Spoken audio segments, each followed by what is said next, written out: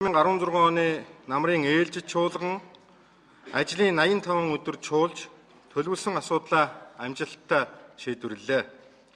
Намрын чуулганы хугацаанд 2017 оны улсын төсөв, эдийн засгийг сэргээх хөтөлбөр, эдийн засаг, нийгмийг хөгжүүлэх үндсэн чиглэл, төрөөс мөнгөний бодлогын талаар баримтлах үндсэн чиглэл болон зайлшгүй шаардлагатай бусад хууль тогтоомжийн төслийг хэлэлцэн шийдвэрлэж, засгийн газар төрийн бусад байгууллагад ажлаа саадгүй явуулах бүхий л бололцоог хангаж өглөө. Түүнчлэн хууль тогтоомжийг 2020 он хүртэл боловсронгуй болгох үндсэн чиглэлийг баталсан бөгөөд үндсэн чиглэлд тусгаснаар Улсын их хурл 2020 он хүртэл нийт 201 хууль, 12 тогтоол хэлэлцэж батлахаар төлөвлөгдөж байна. Намрын чуулганы хугацаанд нийт дүнгээр Улсын их хурлын нэгдсэн хуралдаан 34 удаа болж, байнгын болон дэд хороод 140 удаа хуралджээ. Намрын ээлжид чуулганаар бие даасан 22 хууль, хуульд өөрчлөлт оруулах тухай 190 хууль, зээлийн хэлцээр сойрхон батлах тухай 3 хууль, Улсын их хурлын 59 тогтоолыг хэлэлцэж баталсан байна. Улсын их хурл намрын чуулганаар сүүлийн жилүүдэд гаргасан бодлогын алдааг залруулахад анхаарлаа төвлөрүүлж ажиллалаа. Төгрөгийн гадаад валютатай харилцах ханшийг эдийн засгийн суур нөхцөлтэй нийцтэйгээр уян хатан тогтоох зарчмыг мөнгөний бодлогод тусгаж, төсвийн тооцооллыг түүнд нийцүүллээ.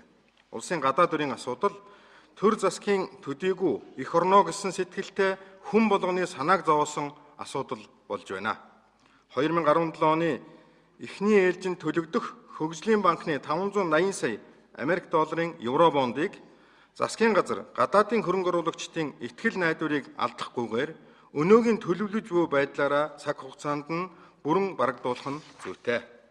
Улсын их хурл төсөв батлахдаа дэвчиж болох зардлыг аль болох танах, үндэсний хэмжээнд хэмнэлтийн горимд шилжих, төсвийн орлого зарлагыг бодиттой тооцож, төсвийн сахилга батыг хангах зарчмыг чанд баримтлалаа. Бүх шатны төсвийн ерөнхийлөн захирагч нарын бараа үйлчилгээний зардлын 1%-аар үндсэлгүйгээр төсөвт өртгийг нэмэгдүүлсэн хөрөнгө оруулалтын санхүүжих дүнг 58 тэрбум төгрөгөөр танаж, төсвийн алдагдал дотоодын нийт бүтээгдэхүүнд эзлэх хувийг 9.9% байсныг 9.1% болгож, 0.8 пунктээр сайжруулан засгийн газрын төлөлгөөнөөс 180 тэрбум төгрөгөөр бууруулж баталсан. Өөрөөр хэлбэл, төсвийн орлогыг хийсвэрээр тооцож, төсвийн зарлагыг тооцоо судалгаагүйгээр нэмдэг буруу жишгийг халж байна. Эдийн засгийг довторжуулах, өсөлтийг нь хангах зорилгоор эдийн засгийг сэргээх хөтөлбөрийг баталлаа. Гадаадын хөрөнгө оруулагчдын Монголд итгэх итгэлийг сэргээх, засгийн газрын авсан зээлийн зардлыг бууруулах, уул уурхай хөдөө аж ахуй боловсруулах үйлдвэрлэл, эрчим хүчний салбарт хэрэгжүүлэх томоохон төслүүдийг эрчимжүүлэх арга хэмжээг уг хөтөлбөрт тусгасан байгаа. Хөтөлбөрт тусгасан томоохон төслүүдийг хэрэгжүүлснээр экспорт нэмэгдэж 2019 онд 4.9 тэрбум Америк долларт хүрэх, импорт 4.4 тэрбум Америк доллар болох, гадаад худалдааны нийт бараа эргэлт 9.3 тэрбум Америк долларт, Монгол улсад орж ирэх гадаадын шууд хөрөнгө оруулалт жилд 1.7-оос 2 тэрбум Америк долларт хүрч өсөх эерэг үр дүн гарах юм а.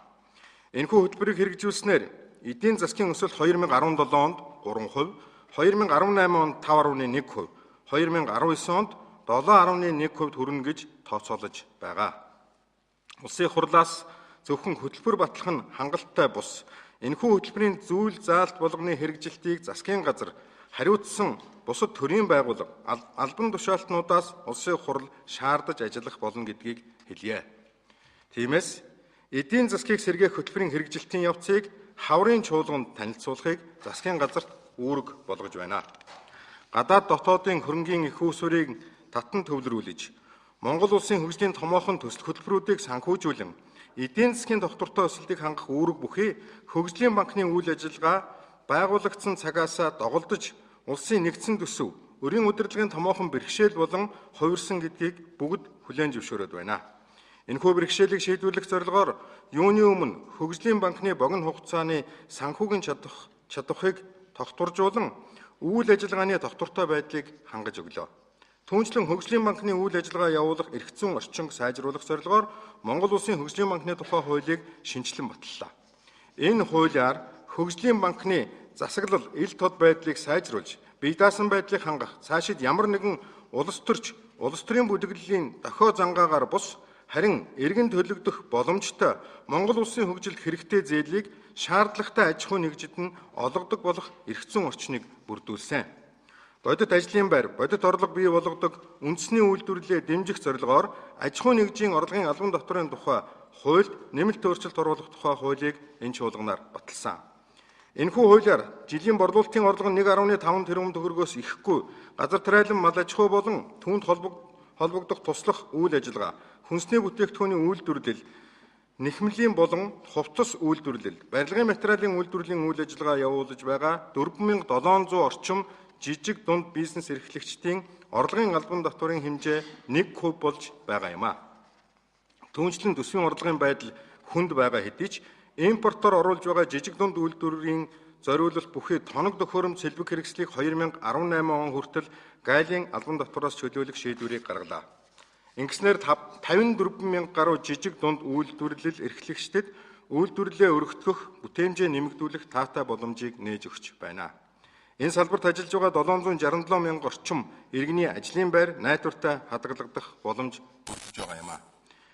Эдийн засгийн хүндрэлээс гарахад нь татварын бодлогоор дэмжлэг үзүүлэн бизнесийн үйл ажиллагааг дэмжих зорилгоор татвараа төлөөгүй улмаас хаагдсан байсан 3,939 татвар төлөгчийн дансыг нээснийг цагаа олсон зөв алхам болсон гэж үзэж байгаа.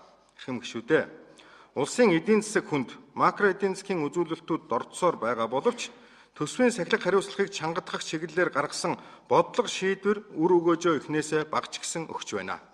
Сүүлийн саруудад эдийн засгийн зарим үзүүлэлтүүдэд эерэг өөрчлөлт ажиглагдж байна. Тухайлбал сүүлийн 4 жилийн турш тасалдаж байсан төсвийн орлого 2016 оны урдчилсан гүйцэтгэлээр 504.8 тэрбум төгрөг буюу 9.4%-аар давж вийсэн. Төсвийн зарлага төлөвлөснөөс 173.5 тэрбум төгрөг буюу 1.8%-аар хэмнэгдсэн байна. Мөн эрдэсийн бус бүтээгдэхүүний экспорт 1.4 тэрбум Америк долларт хүрч өнгөрсөн оноос 442.3 сая Америк доллараар нэмэгдсэн. Гадаад худалдаа 1.6 тэрбум Америк долларын ашигтай гарахаар байна. 2016 оны урдчилсан гүйцэтгэлээр аж үйлдвэрийн салбарын нийт бүтээгдэхүүн 9.9 их найд төгрөгт хүрч өмнөх оноос 1.2 их найд төгрөгөөр өсжээ. Монгол банкны худалдан авсан алтны хэмжээ 2016 оны урдчилсан гүйцэтгэлээр 18.3 тонн болж өнгөрсөн оноос 3.2 тонноор нэмэгдсэн. Гадаад валютын албан нөөц жилийн эцсийн байдлаар 1.3 орчим тэрбум Америк долларт хүрч дотоод зах зээлд гадаад валютын ханшийн доктортой байдлыг хангах ханшийн огцом өөрчлөлтийг бууруулах нөхцөл бүрдэж байна. Эдгээр нааштай өөрчлөлтүүдийг цаашид доктортой хадгалж илүү сайжруулж чадах хэсэг нь улсын их хурл засгийн газрын үйл ажиллагаанаас шууд хамаарна. Төсвийн хөрөнгийг зөвхөн төлөвлөсөн арга хэмжээнд зарцуулахаас гадна зарцуулсан хөрөнгөөс иргэдэд хэрэгтэй бодиттой үр дүн гарсан байх ёстой гэдгийг онцлон хэлмээр байна. Тухайлбал нийслэлийн Баян зүрх сонгон хайрхан дүүргийн гэр хорооллын гэрэл захилгаангүй болон хүчирлийн уналттай айл өрхийн захилгаан хангамжийн дэд үтцийг бий болгох зорилгоор 2 тэрбум төгрөгийн санхүүжилтийг шийдвэрлэснээр 1562 өрх айл захилгаанд холбогдож чадсан байна. Улсын хурлын эрхэм гишүүдээ төсөв санхүүгийн боломж хязгаарлагдмал эдийн засгийн нөхцөл байдал хүнд байгаа хэдий ч нийгмийн халамж хамгааллын асуудал улсын их хурлын анхаарлын төвд байсаар байна. Улсын их хурлын чуулганаар нийгмийн эмзэг зорилтод бүлэг чиглэсэн хэд хэдэн шийдвэрийг гаргалаа. Ахмад настай тухай хуулийг батлан гаргаж, азай буурлуудаа бэлгийн тооллын хаврын тэргуун сарын шиний нэгэн болон үндэсний их баяр наадмыг тохиолдуулан жилд 2 удаа нийт 100-аас 500 мянган төгрөгийн насны хишиг олгохоор боллоо. Удахгүй болох цагаан сарын баярыг тохиолдуулан 122 мянга орчим ахмад настанд 20.5 тэрбум төгрөгийн насны хишиг олгоно. Тэтгэврийн зээлийн хүү жилийн 18% байсныг 15 болгож 3%-аар бууруулж чадсан. Цаашдаш тэтгэврийн зээлийн хүүг багасгах ажлыг шат дараалан төсөвт дарамт учруулалтаар хэрэгжүүлэхийг хичээж ажиллах ёстой. Түүнчлэн тэтгэврийн болон үйлдвэрлэлийн осол мэрэгжлээс шалтгааллах өвчний даатгалын сангаас тэжээгчээ алдсан дахир дутуугийн тэтгэвэр авагч иргэдэд 3 хүртэлх сарын тэтгэврийн 50% тэнцэх хэмжээний урдчилгаа олгохоор шийдвэрлсэн. Эхчүүд хүүхдээ 3 нас хүртэл асрах хэрэгтэй боловч нийгмийн даатгалын шимтгэл нь жирэмсний болон амарцсны тэтгэмжтэй хугацаанд нь төлөгдөж 2 жил гаруй хугацаагаар нийгмийн даатгалын шимтгэл төлсөн хугацаанд тасардаг байсан. Олон хүүхэд төрүүлж өсгсөн эхчүүд цөөхөн жил ажиллаад тэтгэврт гардаг. Түүнээс болж тэтгэврийн хэмжээ нь маш багаар тогтоогддог байсан. Энэ мэт олон жил яригдсан шийдэж чадаагүй өдий хүрсэн асуудлыг нэг мөр зохицуулах зэгцэнд нь оруулах талаар арга хэмжээ авч ажилласан. Хууль батлагдсанаар хүүхдээ асарч буй 92 мянга орчим эхийн нийгмийн даатгалын шимтгэлийг жил бүр төлж 5800 эхийн ажилласан жилдээр төрүүлсэн болон үржлэн авч өсгсөн хүүхэд бүрийн тоогоор 1.5 жил нэмж тооцохоор боллоо. Улсын их хурлаас уламжлалт мал аж ахуй, нүүдлийн соёл иргэншлийн өвийг тээж яваа малчин ардынхаа тэтгэвэр тогтоолгох насыг 5 насаар урагшлуулж, малчнаар ажиллаж, шимтгэл төлсөн 1 жилийг 1.5 жилээр тооцох нь зөв гэж үзсэн. Мөн малчин хуваарь хөдөлмөр эрхлэгчдийн тэтгэврийн даатгалын шимтгэлийг нөхөн төлөвлөх тухай хуулийг батлан гаргаж, нийгмийн шилжилтийн явцад хөдөлмөр эрхлэлтийн байдал нь өөрчлөгдөж, эрхэлж байгаа ажил үйлчилгээний онцлогоос хамааран тэтгэврийн даатгалын шимтгэлээ хугацаанд нь төлж чадаагүй малчин хуваарь хөдөлмөр эрхлэгчдэд тэтгэврийн даатгалын шимтгэлээ 1 удаа нөхөн төлөх боломжийг олгосон. Оюутан сурагчдад урт хугацаатай бага хүүтэй сургалтын зээл олгох тогтолцоог шинээр эмхлэн байгуулж, сургалтын зээлийн сангийн үйл ажиллагааг эхлүүллээ. Ингэснээр сургалтын тодорхой шалгуур хангасан 70 мянга орчим оюутан энэ зээл хамрагдах боломж бололцоо бүрдсэн. Сургалтын зээлийн сангийн их үүсвэр чаардагдах 90 тэрбум төгрөгийг 2017 оны төсөвт тусгасан байгаа. 2010 оноос хойш шийдэгдээгүй 7 дахь жилийнхаа нүүрийг үзэж байгаа цэргийн албан хаагчийн иргэний байгууллагад шимтгэл төлж ажилласан 1 жилийг 6 сар цэргийн байгууллагт ажилласнаар тооцож цэргийн тэтгэвэр тогтоолгох боломжийг цэргийн албан хаагчдын тэтгэвэр тэтгэмжийн тухай хуульд нэмэлт өөрчлөлт оруулах замаар бүрдүүлж шийдсэн. Улсын их хурлын анхаарлын төвд байнга байх ёстой асуудлын нэг нь иргэдийн эрүүл мэндийн асуудал гэдэг нь маргаангүй юм а. Зарим нэг дархалт ихтэй эмчилгэд хүндрэл бэрхшээлтэй өвчнөд тэмцэхэд тусгайлан анхаарлаа хандууллаа. Тухайлбал элэгний хармоны эмийг үнийг бууруулж, эмийн зардлын 40%-ийг түүнчлэн гемодиализын аппаратад орж цус цэвэршүүлэх эмчилгээг байнга хийлгэж байгаа иргэдийн эмчилгээний төлбөрийг төрөөс бүрэн хариуцахаар болж улсын төсөвт 24.2 тэрбум төгрөг тусгасан. Улсын их хурлын эрхэм гишүүдээ өмнөх парламентын үед шийдэж чадаагүй нэгэнтээ буцаагдаж байсан улсын их хурлд өргөн мэдүүлсэн боловч хэлэлцүүлгийг хийгээгүй орхисон авилгалтай тэмцэх хөтөлбөрийг энэ чуулганаар хэлэлцэн баталсан нь өнөөгийн улсын их хурлын авилгалтай тэмцэх хүсэл зоригийн илэрхийлж байгаа хэрэг юм а. Авилгалаас ангид байх үзлийг төрийн бүх шатны байгууллага, албан тушаалтан болон ард түмний эрхэмлэх үнэт зүйл болгон төлөвшүүлэх нь хөтөлбөрийн гол зорилт бөгөөд түүний хэрэгжилт нь эдийн засгийн өсөлтөд чухал хувь нэмэр оруулж цаашид доктортой хөгжлийн суур болох нь гарцаагүй юм а.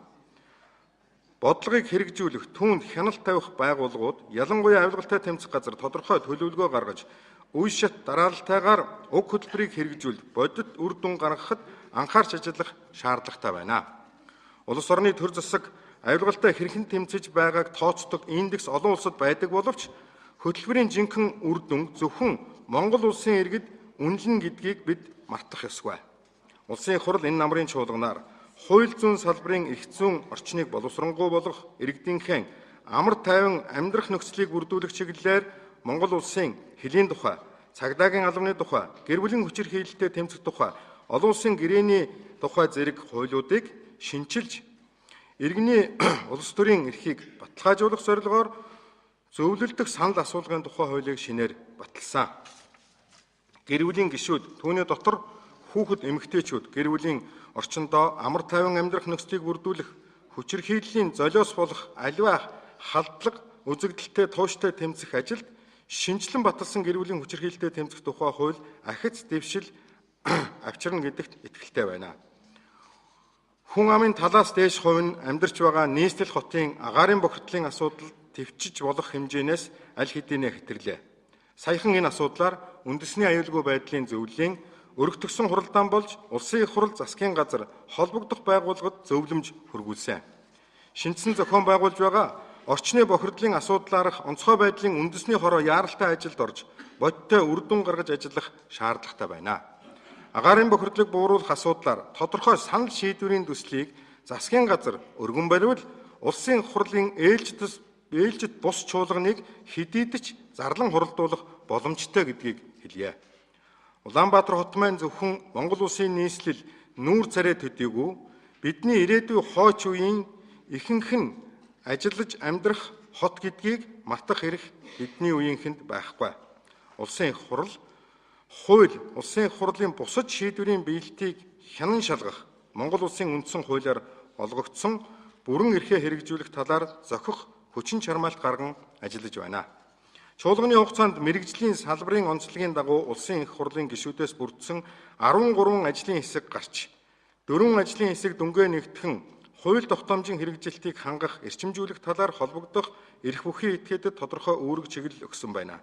Тухайлбал туулгуулын бохирдлын асуудал, улсын төсөвт үйлдвэрийн газар болон төрийн өмчт аж ахуй нэгжүүдийн эдийн засаг санхүүгийн байдал, хөгжлийн бэрхшээлтэй хүний эрхийн тухай хууль, олон нийтийн радио телевизийн тухай хуулийн хэрэгжилтийн талаар ажлын хэсгээс гаргасан санал дүгнэлтийг холбогдох байнгын хорооны төвшөнд хэлэлцэж шийдвэрлэжээ. Улсын их хурлын гишүүд Монгол банк санхүүгийн зохицуулах хороо, зарим яам агентлаг, сургууль, цэцэрлэг, төрийн орон сууцны корпорац зэрэг 17 байгууллагад хүрэлцэн очиж хууль тогтоомжийн хэрэгжилттэй биечлэн танилцсан байна. Хууль зүйн байнгын хороо Эрдэнэт үйлдвэр хязгаарлагдмал хариуцлагатай компани болон Монгол Росцветмет хязгаарлагдмал хариуцлагатай компани энгийн хувьцааны Оросын талын эзэмшиж байсан 49%-ийг Монголын нэр бүхий иргэдийн эзэмшиж байгаа Mongolian Copper Corporation хязгаарлагдмал хариуцлагатай компани худалдан авсан асуудлыг энэ чуулганы явцад ажлын хэсэг гаргаж нэлээд хугацаанд шалгалаа. Шалгалтын дүн түүний дагуу авах арга хэмжээний талаар улсын их хурал шийдвэрээ гаргалаа. Шийдвэрийн хэрэгжилтийг засгийн газар хууль зүйн байнгын хороо шуурхай зохион байгуулах хэрэгтэй. Цаашдаа Эрдэнэт үйлдвэр хязгаарлагдмал хариуцлагатай компанийн үйл ажиллагаа, удирдлагын ил тод, хараат бус байдлыг сайжруулан олон нийтийн оролцоо, хяналттай компани сайн засаглал бүхий зохион байгуулалтын хэлбэрт Эрдэнэт үйлдвэр хязгаарлагдмал хариуцлагатай компаниг шилжүүлэх цаг нь болсон гэж үзэж байна. Түүнчлэн боловсролын болон сургуулийн өмнөх боловсролын тухай хуулийн хэрэгжилтийн талаар санал дүгнэлт гаргах үүрэг бүхий ажлын хэсэг одоо орон нутагт ажилласаар байна. Улсын их хурлын эрхэм гишүүдээ, улсын их хурлын намрын ээлжид чуулган ийхүү завсарлаж байгаа ч түмэн олноо төр төлөөсөн гишүүд бидний ажил завсарлахгүй. Юуны өмнө сонгогдсон тойрогтой ажиллаж, батлан гаргасан хууль тогтоомжоо сурталчлах, хэрэгжилтийг хангах, иргэдийн санаа бодлыг сонсох, харилцан ярилцах, гарах шийдвэр тэдний оролцоог хангах ажил биднийг хүлээж байгаа. Ажлыг маань хэрхэн үнэлж, ямар дүн тавьж байгаагаа юунд анхаарлаа илүү хандуулж, ямар шийдвэр гаргах нь чухал байгааг иргэд сонгогчид та бидэнд хэлэх болно. Завсарлаж буй ээлжит чуулганы ард шийдвэрлэх ээлжээ хүлээж буй олон хууль тогтоомжийн төсөл үлдэж байна. Улс орны амьдрал тохиолдож буй саад бэрхшээлийг даван туулах, уруудаж уюутсан эдийн засгаас сэргээх, ард иргэдийнхэн амжиргааг өөд татах, улмаар хөгжил дэвшлийн суурийг бүрдүүлэх зорилтыг хууль эрх зүйн хувьд ханган бодлогоор дэмжих томоохон үүрэг хариуцлага энэ удаагийн улсын их хуралд ноогдсон гэдгийг та бид хэн ч мартах учиргүй. Тиймээс завсарлагын хугацаанд эрх хаврын чуулганы бэлтгэлээ сайтар хангаж, бэрхшээлт асуудлуудын ээдрийг тайлах, шийдлийг олох сонгогчдынхон хүлээлгсэн итгэл найдварыг биелүүлэх чиглэлд анхаарч ажиллаарай хэмээн хүсээд улсын их хурлын намрын чуулганы ажиллагаа өндөрснийг мэдэгдэе. Монгол түмэнд эрхэм гишүүд та бүхэнд хамгийн сайн сайхныг хүсэн өрөөё.